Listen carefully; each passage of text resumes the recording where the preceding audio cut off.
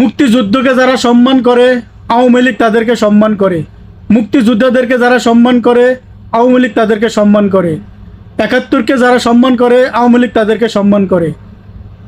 New ইয়র্কে মির্জা ফখরুল সাহেবকে কেউ লাঞ্ছিত করেননি, বললেন রিজভী সাহেব। হ্যাঁ, এটাই সত্যি। আওয়ামী লীগের এটাই শিষ্টাচার, সম্মানী লোককে সম্মান দিতে জানে আওয়ামী লীগ। যারা ৭১কে অসম্মান করে আওয়ামী লীগ তাদেরকে লাঞ্ছিত করে, যারা মুক্তিযুদ্ধকে স্বীকার করে না আওয়ামী লীগ তাদেরকে অস্বীকার করে, তাদেরকেই লাঞ্ছিত করে। আখতার হোসেন ৭২-৭২ সংবিধান বদলাতে চায়, ৭১কে অস্বীকার করে, মুক্তিযুদ্ধকে অসম্মান করে। এই জন্য আওয়ামী লীগ আখতারকে ডিম মেরেছে, ফসা ডিম মেরেছে। যুগ যুগ ধরে আওয়ামী লীগ তাদেরকে সম্মান করে আসছে যারা ৭১কে সম্মান করে। আওয়ামী লীগ তাদেরকেই অসম্মান করে, তাদেরকেই লাঞ্ছিত করে।